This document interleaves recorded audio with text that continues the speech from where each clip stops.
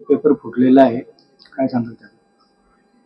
शिक्षक पात्रता परीक्षा टीईटी आपल्या सर्वांना माहिती आहे की साधारणपणे 28 जून म्हणजे उद्या महाराष्ट्राच्या 1028 केंद्रांवर शिक्षक पात्रता परीक्षेची त्या ठिकाणी परीक्षा संपन्न होणार होती।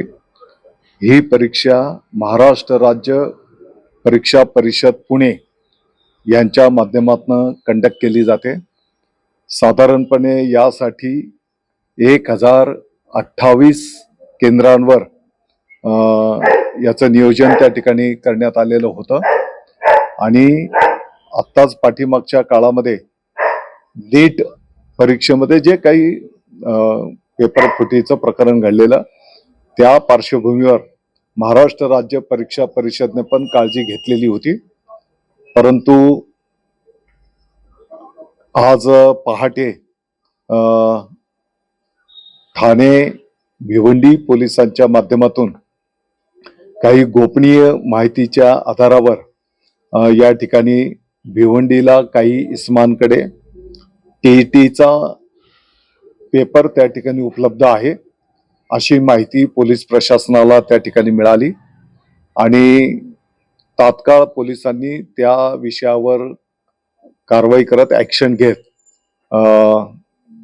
जे काही त्यांच्याकडे परीक्षा पेपर मिळाले ते पाहिल्याच्या नंतर साधारणपणे आता जी काही परीक्षा कंडक्ट केली जाणार होती उद्या, तर त्या प्रश्नपत्रिकेतील काही प्रश्न समान आहेत असं त्या ठिकाणी दिसून आलेलं आहे। मला वाटतं की ही गंभीर बाब आहे, याची शासनाने गंभीरपणे नोंद घेतलेली आहे। माननीय मुख्यमंत्री महोदय, माननीय उपमुख्यमंत्री महोदयांनी पण याची गंभीर नोंद घेतलेली आहे।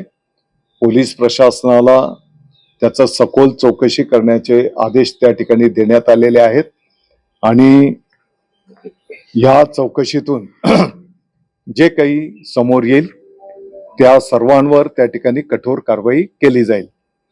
साधारणपणे काही नवीन उमेदवार या शिक्षक पात्रता परीक्षेला बसतात आणि त्याच्यासोबतच जसं पाठीमागच्या काळामध्ये माननीय सर्वोच्च न्यायालयाने जुन्या शिक्षकांनाही टीईटी बंधनकारक केलेली आहे, तर तेही शिक्षक या परीक्षेला बसणं त्या ठिकाणी अपेक्षित होतं आणि साधारणपणे ही 2 टप्प्यांमध्ये परीक्षा कंडक्ट होते। 1ली ते 5वीच्या साठी पेपर 1 असतो आणि 6वी ते 8वीच्या साठी पेपर 2 असतो।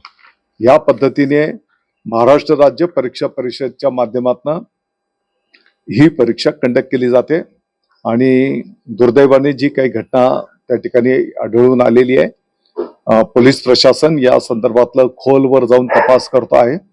जसं पोलीस प्रशासनाच्याकडनं डिटेल तपास केल्याच्या नंतर जी काही माहिती उपलब्ध होईल ती आम्ही आपल्या समोर ठेवू। परीक्षा पुढे ढकलली गेली असं सांगितलं? निश्चितपणे उद्या जी परीक्षा होणार होती ती आता पुढे ढकलण्यात आलेली आहे आणि पुढची जी काही तारीख निश्चित केली जाईल ती येणाऱ्या दिवसांमध्ये आपल्या माध्यमातून जे काही परीक्षार्थी आहेत त्यांना कळवली जाईल। महाराष्ट्र सरकारने टीईटी परीक्षेबाबत काळजी घेतली नाही असं वाटतं का तुम्हाला?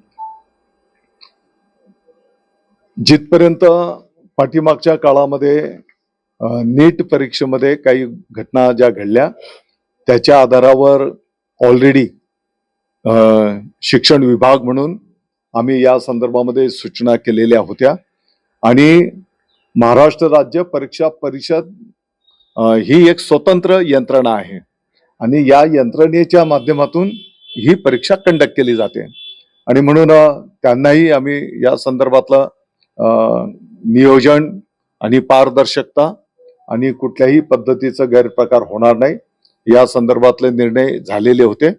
परंतु मला वाटतं की आता पोलीस प्रशासनाच्या चौकशीमध्ये ज्या काही बाबी समोर येतील त्याप्रमाणे कठोर कारवाई त्या ठिकाणी केली जाईल. ह्याच्यात काही अधिकारी आहे असं वाटतं का आता हा पेपर? नाही, मला वाटतं की या क्षणाला खूप भाष्य करणं योग्य होणार नाही.